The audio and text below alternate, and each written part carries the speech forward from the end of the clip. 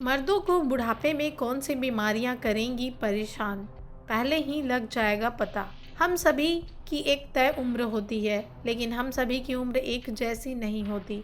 कुछ लोगों के लिए उम्र बढ़ने का मतलब डायबिटीज़, दिल के रोग, कमज़ोर हड्डियां जैसी बीमारियों के बढ़ने का खतरे से जुड़ा होता है। लेकिन अगर ऐसा हो जाए कि हम उम्र बढ़ने पर इन समस्याओं से दो चार होने से पहले ही भविष्यवाणी कर सकें कि किसी शख्स को बूढ़े होने पर डॉक्टरी सहायता की ज़रूरत होगी या नहीं, अगर ऐसा हो जाए तो रोकथाम के उपाय भी किए जा सकते हैं, जिससे स्वास्थ्य संबंधी समस्याओं वाले कम लोग देखभाल करने के लिए कम लोगों की ज़रूरत और स्वास्थ्य प्रणाली के लिए काफ़ी कम लागत रह जाएगी। एक नई स्टडी से पता चला है कि लंबी अवधि वाली स्वास्थ्य समस्याओं की भविष्यवाणी करना संभव हो सकता है। खून में एक नया इंसुलिन जैसा हार्मोन पाया है, जिसे इंसुलिन लाइव पेप्टाइड 3 कहा जाता है, जो लंबी अवधि में स्वास्थ्य की भविष्यवाणी कर सकता है। क्या किसी शख्स को उम्र से जुड़ी बीमारियों के विकसित होने की संभावना है? कम से कम पुरुषों में इसका पता लगाया जा सकता है।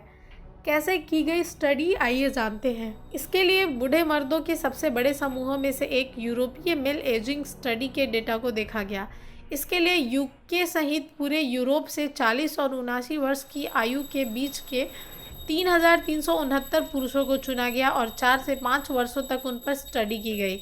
यह आंशिक रूप से यह आकलन करने के लिए डिज़ाइन किया गया था कि क्या पुरुषों में उम्र से जुड़ी बीमारी की घटनाओं को टेस्टोस्टेरोन जैसे अनाबोलिक हार्मोन की गिरावट से समझाया जा सकता है, जो शरीर में वृद्धि और विकास के लिए ज़रूरी है।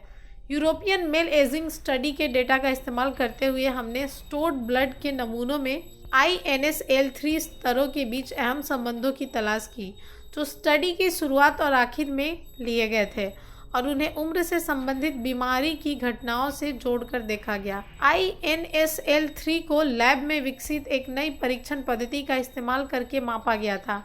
इन परिणामों की तुलना टेस्टोस्टेरोन जैसे अन्य हार्मोन के प्रभाव से की और उन्हें उम्र, धूम्रपान की स्थिति और मोटापे जैसे नैदानिक मापदंडों के साथ भी समायोजित किया।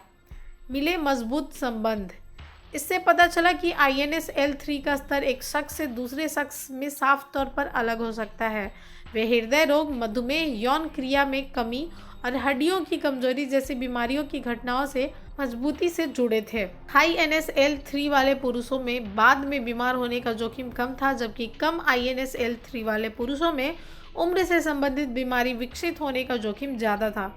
स्टडी की शुरुआत और आखिर दोनों में लिए गए ब्लड सैंपल्स को देखकर पता चला कि बारे में भविष्यवाणी कई साल पहले ही की जा सकती है।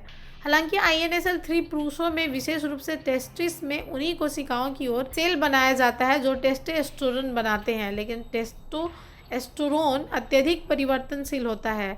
टेस्टोस्टेरोन का स्तर घंटे से घंटे और दिन से दिन में साफ रूप से बदल सकता है। यह उच्च भिन्नता रोग की घटना जैसे अन्य कारकों के साथ सांख्यिकीय रूप से महत्वपूर्ण संबंधों को खोजना मुश्किल बनाती है। टेस्टोस्टेरोन के विपरीत INSL3 का स्तर लंबे समय तक किसी व्यक्ति के रक्त प्रवाह में आश्चर्यजनक रूप से स्थिर रहता है। इसे सप्ताहों, महीनों या वर्षों के अलावा मापे जाने पर भी समान मान प्राप्त करना संभव हो जाता है। इसने हमें यह निर्धारित करने में मदद की कि कम INSL3 को उम्र से संबंधित बीमारी के उच्च जोखिम के साथ महत्वपूर्ण रूप से जोड़ा गया था। रिसर्च से पता चला है कि INSL3 स्तरों में व्यक्ति से व्यक्ति भिन्नता 18 वर्ष से कम उम्र के स्वस्थ पुरुषों में देखी जा सकती है। रिजल्ट के मुताबिक ऐसा लगता है कि INSL3 का स्तर एक व्यक्ति के जीवन भर समान रहता है। इसका मतलब यह है कि हम एक आदमी के INSL3 स्तरों को देखने में सक्षम हो सकते हैं जब वे युवा होते हैं, भविष्यवाणी कर सकते हैं जब वे बड़े हो जाएंगे तो उन्हें कुछ बीमारियां विकसित होने की कितनी संभावना होगी। ऐसे ही खबरों के लिए देखते रहिए मेडिकल माइक। साथ ही हमारे चैनल को लाइक एंड सब्सक्राइब करना न भूलें। धन्यवाद।